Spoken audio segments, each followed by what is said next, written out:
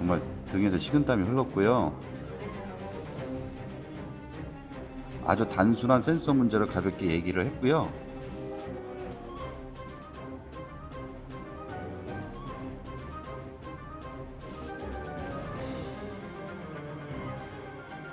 차량 출고 시에 여유가 없어서 그 배터리 충전을 70%까지밖에 못 올려놓고 출고를 했다. 차량 출고 시에 여유가 없어서 그 배터리 충전을 70%까지밖에 못 올려놓고 출고를 했다.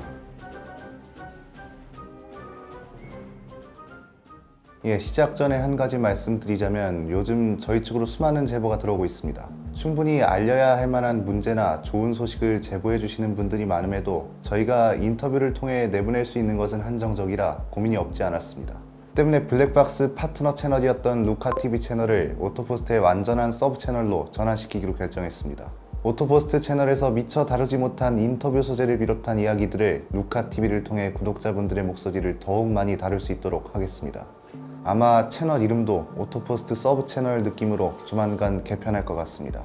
루카TV에서 더욱 많은 인터뷰는 이원석 PD 주도하에 진행될 예정이라 저로서도 기대가 됩니다. 이외에 자동차 관련 이슈도 더욱 빠르게 받아보실 수 있도록 최선을 다하겠습니다. 최근 국산차를 비롯한 수입차의 품질 이슈마저 계속되고 있는 가운데 이번에는 비교적 잠잠했던 산타페 페이스리프트 모델에서 파워트레인 관련 문제를 겪고 있다는 소식이 전해졌습니다. 자세한 내용은 인터뷰를 통해 다뤄드리겠습니다. 현재 차주와는 전화 연결이 되어 있는 상태입니다. 박명근 씨 나와 계시죠? 네, 안녕하세요. 저희가 인터뷰를 하면서 이야기를 풀어나가면 될 것 같아서요. 바로 질문으로 들어가겠습니다. 이번에 문제가 된 박명근 씨 차의 차종이 정확히 어떤 건가요? 산타페 TM 디젤입니다. 이번에 페이스리프트 된 모델인가요? 네네. 차 구입은 언제 하셨고 주행 거리는 어느 정도 되셨나요? 최초 등록일이 8월 10일이고요. 예. 현재 총 주행거리는 573km입니다. 저희가 한 가지 명확하게 짚고 넘어가야 할 게 있는데요.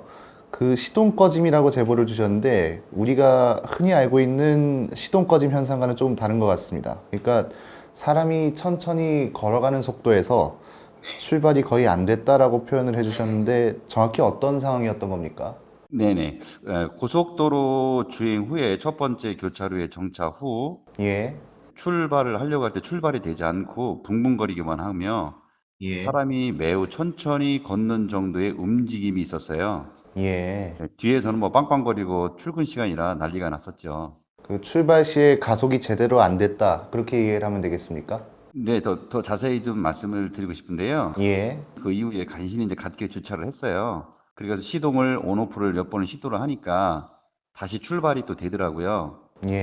그래서 1차선으로 차선 변경을 해서 한 300m 정도 운행을 했는데 다시 차가 멈춰서는 거예요. 그래서 이제 아까처럼 완전히 멈춰 서서 뭐 시동이 꺼지는 것은 아니고 사람이 천천히 걸어가는 정도의 움직임만 있는 거고 방방거리면서 차가 가속이 되지 않고 그런 경우가 또 재발되는 거였었어요. 정말 등에서 식은땀이 흘렀고요. 간신히 또 갓길에 세워놓고 결국에는 현장에서 조치가 안 되고 견인차를 불렀고 견인차에 실려서 서비스 센터로 입구가 되었습니다. 알겠습니다. 해당 문제가 차량 출고 후에 언제 처음 발생한 겁니까? 차량을 그 주 8월 10일 날 월요일 저녁에 받았으니까 그리고 8월 13일 목요일 아침에 출근길이 그리 되었으니 만 3일이 채 되지 않은 상황이죠. 현대차 서비스 센터 측에서는 해당 문제에 대해서 뭐라고 하던가요? 악셀 페달에 두 가지의 그 센서 중에 한 가지 센서, 그 중에서도 2번 센서가 오류가 발생한 문제로 그냥 교체를 하면 아무 문제가 없다고 하면서 아주 단순한 센서 문제를 가볍게 얘기를 했고요. 초기엔 중대 결함이라 인정을 하질 않았어요. 그래서 추후 결과가 사람의 생명에 위협을 느꼈고 구동에 대한 문제로 심각한 중대 결함이라 강력하게 주장을 하니까 결국에는 인정을 하시더라고요. 중대 결함이라는 거를 서비스 센터 측에서도 인정했다는 말씀이시죠? 네, 지금 팀장님께서는 그 중대 결함이 맞습니다라고 나중에는 인정을 했어요. 처음에는 그냥 가볍게 센서의 문제를 하나만으로 그렇게 가볍게 얘기를 하고 문제를 해결하려고 하더라고요. 예. 저의 입장에서는 운행을 하다가 차가 이렇게 멈춰서는 현상이었으니까 근데 결과론적으로 소비자의 입장을 이해를 하지 않으려고 했었어요, 처음에는. 알겠습니다. 지금은 해당 문제를 수리를 완료하신 겁니까? 네, 그래서 그거를 아세이라고 하나요? 전체를 다 갈았어요. 예. 수리 후에는 문제는 다시 재발하진 않았고요. 네, 현재는 괜찮습니다. 알겠습니다. 보내주신 문제가 여러 가지인데요. 그 중에서 시동 꺼짐 다음으로 좀 중대한 사안이 아닐까 싶은데 ISG 미작동 문제를 지적해 주셨습니다. 저희가 인터뷰했던 펠리세이드나 소렌토는 ISG가 작동한 이후에 시동이 걸리지 않는 문제가 있었는데 산타페도 같은 문제인 겁니까? 그 시동이 걸리지 않는 그 문제하고는 상황이 다릅니다. 네, 예. 이거는 시동이 걸리지 않는 부분은 아니었고요. ISG 미작동이 있었으나 시동이 꺼지는 현상은 없었습니다. ISG가 작동을 하지 않아서 시동이 아예 꺼지지도 않았다는 거네요. 예, 그렇죠. 안 꺼지고 계속 살아있는 것이죠. 그 미작동이니까. 예. 그러니까 펠리세이드 문제랑은 완전 정반대인 거라고 이해를 하면 되겠네요. 근데 처음부터 아예 꺼지질 않아서, 예, 뭐, 살아나거나 그런 이유들이 없었죠. 알겠습니다. 서비스 센터 측에서는 해당 문제에 대해서 뭐라고 하던가요? 예, ISG 미작동의 여러 가지 원인 중에 배터리 충전을 얘기했었어요. 예. 그 방전된 양이 70% 미달일 때 그게 ISG가 미작동이 되어 있도록 프로그램이 되어 있답니다. 당시에 서비스 센터에 입고할 때 배터리의 양이 66.8%로 측정이 되었다고 그래서 미작동이 되었다고 얘기를 하더라고요. 예. 그다음에 그 방전의 이유 중에 암전류를 설명을 했습니다. 그 주범이 블랙박스라고 단정을 하더라고요. 주차 중 상시 전원을 놓았을 때, 그것을 작동하게끔 놓았을 때 그 블랙박스의 암전류는 가동하지 않았을 때의 값보다 10배 이상의 측정값이 나온다고 그거를 얘기를 하더라고요. 보여주면서 또 얘기하더라고요. 그런데 보여주는 그 측정값을 계산을 해보니까 그 당시에도 현장에서 그 제품의 블랙박스에 해당 제품의 그 소요 전력이 정상적인 어떤 소요 전력이었었어요. 그런데 그것이 원인이라고 계속 우기더라고요. 다른 제품하고 비슷한 암전류를 쓴다고 이해를 하면 되겠습니까? 그럼요. 그러니까 블랙박스에서는 전혀 문제가 없던 거예요. 예. 서비스 센터에서는 어쨌거나 블랙박스 상시 전원을 문제 삼고 있는 건데 네네. 그냥 갑자기 궁금한 겁니다만 차량을 뭐 장기간 방치하거나 한 적은 없으신 겁니까? 그럼요. 저는 출근용으로 사용을 하기 때문에요. 출퇴근의 평균이 한 60분 이상이 됩니다. 예. 그래서 상황 발생 전날 같은 경우에 90분 이상을 운행을 했고요. 예. 그리고 13시간을 주차했어요. 그리고 아침 출근 30분 했고 입구까지 차를 운행하면서 10분, 총 40분 운행을 한 거죠. 장시간 주차한 일은 없고요. 한 13시간 집에 주차장에 다음날 출근하기까지 그냥 세워놓은 거 그 시간뿐이거든요. 알겠습니다. 서비스 센터에서는 어쨌거나 블랙박스를 문제의 원인이라고 처음에 지적을 했고 그래서 그 이후에 블랙박스 선을 제거했다고 하셨는데 네네. 그 이후에는 문제가 해결이 됐습니까? 그렇지가 않아요. 어쨌든 다시 똑같은 문제가 또 발생을 했어요. 그 다음날. 다시 또 입고를 또 했습니다. 어쨌든 거기서 또 체크를 하지 않았겠습니까? 예. 네, 차량의 기계 장치에는 아무런 문제가 없다고 또 그래요. 그래서 도대체 무엇이 문제여서 작동을 하지 않는지 따져 물었더니 지난번 목요일 날 차량 출고 시에 여유가 없어서 그 배터리 충전을 70%까지밖에 못 올려놓고 출고를 했다. 그래서 소비자가 운행 그 조건, 즉 시간이라든지 운행 시간을 너무 짧게 가져갔다든지 아니면 뭐 운행을 하면서의 어떤 조작들이 있지 않습니까? 여러 가지 전기를 필요하는 조작들. 예. 이런 것들이 잦아서 68% 이하까지 떨어졌고 그러므로 인해서 미작동이 된 것이다. 그리고 그 사람들이 또 서비스 센터에서 발전기 충전을 얼마나 시키는지 시간당 그 충전량을 측정을 했더니 3%를 충전을 하더랍니다. 그래서 예. 예, 제너레이터의 어떤 그런 상태는 매우 정상이다. 또 이렇게 얘기를 하는 거예요. 그래서 결과적으로는 지금은 81% 충전을 다 끌어올려 놨답니다. 예. 앞으로는 지금과 같은 미작동 사례가 없을 것이라고 하는 구두로 장담을 했고요. 예. 재발생 시 배터리를 새 것으로, 문제는 그거밖에 없다고 그러더라고요. 그래서 배터리를 새 것으로 교환을 해주겠다. 이렇게 또 이야기를 하더라고요. 예. 지난번에 펠리세이드 매니저와도 인터뷰를 했습니다만, 그때도 ISG 문제, 뭐 어쨌든 발생하는 문제는 다르지만요. 그때도 배터리 문제를 지적을 했고, 방금 전에 말씀 주신 것처럼 서비스 센터 입장이 어떻게 보면은 앞뒤가 안 맞는다는 거를 좀 보여주는 것이기도 한 것 같은데요. 네, 네, 블랙박스 선을 제거했는데도 문제가 그대로였던 거고. 네네네. 알겠습니다. 그럼 지금은 어쨌든 간에 배터리 충전 조치를 받으신 거고, 이후에는 또 문제가 발생을 했습니까?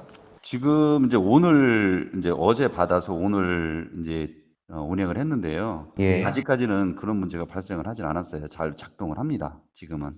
그러면은 배터리 전압 문제일 가능성이 크다고 봐야겠네요. 그렇죠. 그러니까 아무래도 그 배터리를 떨어진 양을 차가 운행을 했을 때 그 배터리의 그 용량을 채워주는 것들이 매우 작은 양이고 오래 걸린다는 것이 문제인 것 같아요. 어쨌든 그 기능을 사용할 수가 없을 만큼의 주변의 어떤 기계 장치들이 움직이고 있다는 것이 지금 확인이 됐는데도 그것을 인정을 하지 않더라고요. 이것은 뭐 무조건 정상이다. 그것이 안 되는 것은 소비자가 운행을 하는 어떤 횟수라든지 시간의 문제이지, 어떤 운전 습관이지, 이 기계적인 어떤 결함은 없는 것이다라고 계속 우기는 거예요. 그러니까 처음에는 블랙박스라고 이야기를 해서 블랙박스의 어떤 주차 상시 전원을 완전히 차단시키고 끊어서 자기들이 출구를 해놓고도 나중에 블랙박스가 그렇게 해놓은 상태에서도 이런 상황이 벌어지니까 나중에는 아예 우기는 작전을 하는 것 같아요. 예. 예. 갑자기 궁금한 건데요. 혹시 이전에 타시던 차종이 어떤 건지 알 수 있습니까? 근데 기아 카렌스를 탔습니다. 그것도 자동이고요. 예. 혹시 그때도 이런 전자 문제가 있었습니까? 왜냐면은 같은 회사에서 만든 차인데 배터리 관련 문제가 혹시 그때도 있으셨나 해서요. 전혀 그런 문제가 없었어요. 항상 주차 뭐 모드, 상시 모드는 항상 당연히 시동을 끄면 주차 모드로 넘어가서 뭐 동작 감지라든지 이런 것을 하는 것은 당연한 것이었고, 예. 이런 것도 블랙박스로 인해서 배터리가 문제가 됐다라고 하는 경험을 보여주지 못해서 10년 동안 탔는데 아무런 이상이 없었어요. 그러니까 이전에 타시던 차와 주행 조건이 크게 다르지 않다는 아이, 거죠? 그럼요. 그럼요. 예, 알겠습니다. 차를 구입하는 과정에서 뭐 영업사원이라든지 서비스센터 직원이라든지 뭐 사전에 ISG 작동 조건과 관련해서 제조사 측으로부터 설명 들으신 게 있습니까? 아니, 그런 조건에 대해서는 얘기를 듣지를 못했고요. 요번에 이제 이 문제가 있어갖고 들어갔을 경우에 서비스 센터의 팀장과 엔지니어를 통해서 요번에 이 일이 일어나고 나서 공장에 들어가서 얘기를 들었습니다. 알겠습니다. 어쨌거나 지금 아직은 다시 문제가 재발하지는 않고 있는데 혹시나 문제가 다시 발생한다면 이 문제를 좀 앞으로 어떻게 해결해 나가실 생각이십니까?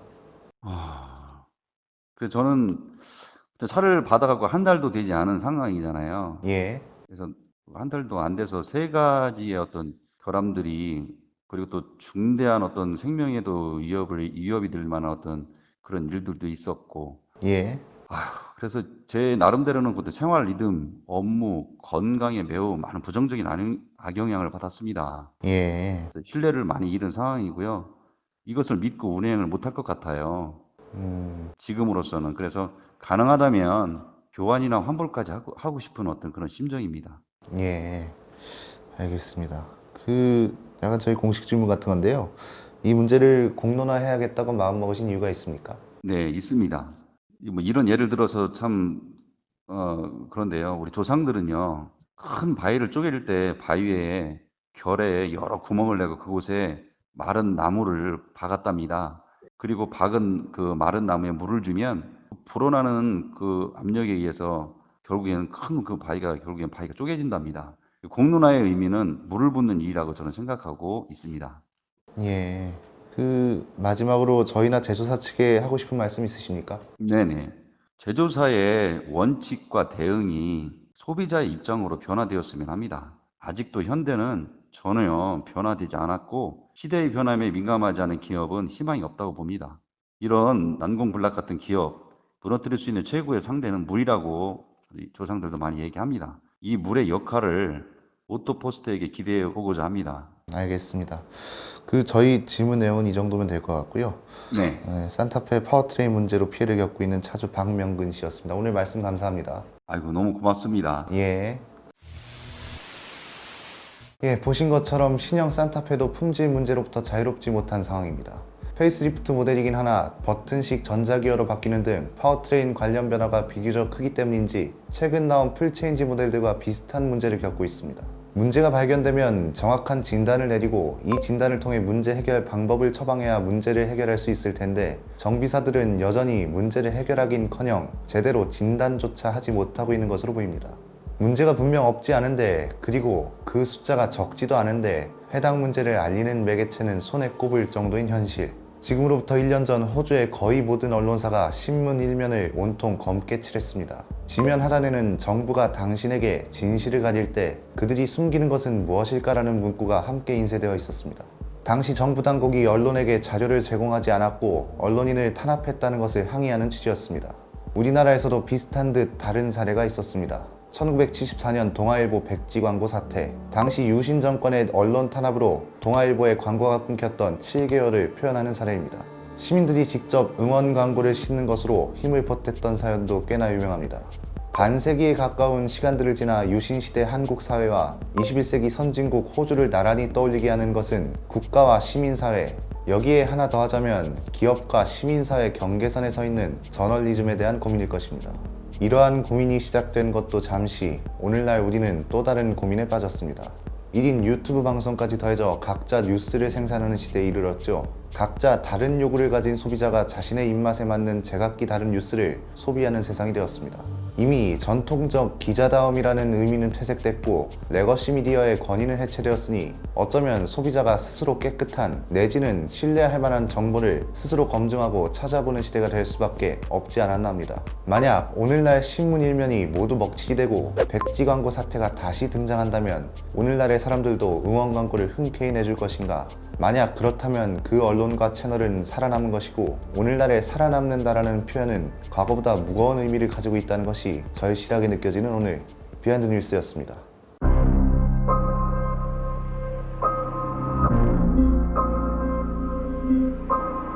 달리다가 시동이 꺼지는가 하면 차에 물이 차는 문제가 보이거든.